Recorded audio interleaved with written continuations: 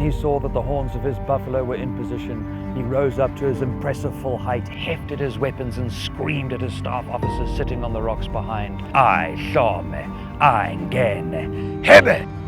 15,000 warriors screamed back at him, "Usutu, Usutu, Usutu." With this, the order ripples out that these grandsons of Shaka could now descend into this killing field. The Zulus chanted great rhythmic chants across the hills. They stamped their feet with these enormous stamps that almost seemed to shake the earth.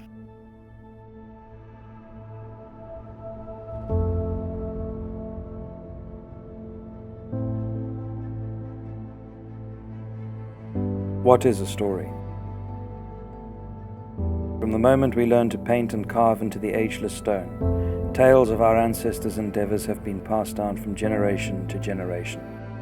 It is our responsibility to preserve their deeds, their hopes, their fears, and their legacy, keeping them alive forever. Why are we drawn to stories? Do they remind us of who we are, who we could be, what we have built or destroyed?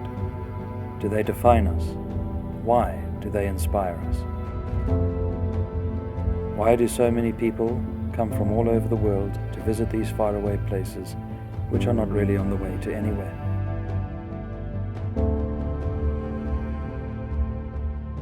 I grew up in these hills, in the shadow of these battlefields. My father before me would explore these places with his father, and we have devoted ourselves to telling these stories. My brothers and I would accompany our father out on his expeditions to explore these fields and meet the old folk who had a story to tell. He would insist on introducing us to the old people whose fathers had participated in these great events.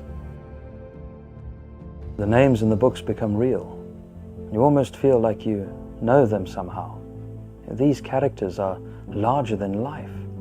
You cannot help but be drawn in by their stories and be moved by them. I thought that as the years passed that I would have become jaded, but I have grown to love these places and their stories more and more. But there are more stories out there, waiting to be told. There could have been 5,000 dead men spread about the base of the Sphinx mountain, all of them sons, brothers, and fathers. The saddest part of the whole saga is what the Zulus had to say of this great battle. The Zulu king Cetshwayo heard of this battle. He wailed, "Sakwaza sesweni," and Assegai had been thrust deep into the belly of the nation, for in the moment of their greatest triumph, they had sowed the seeds of their own destruction. This was their finest and their darkest hour.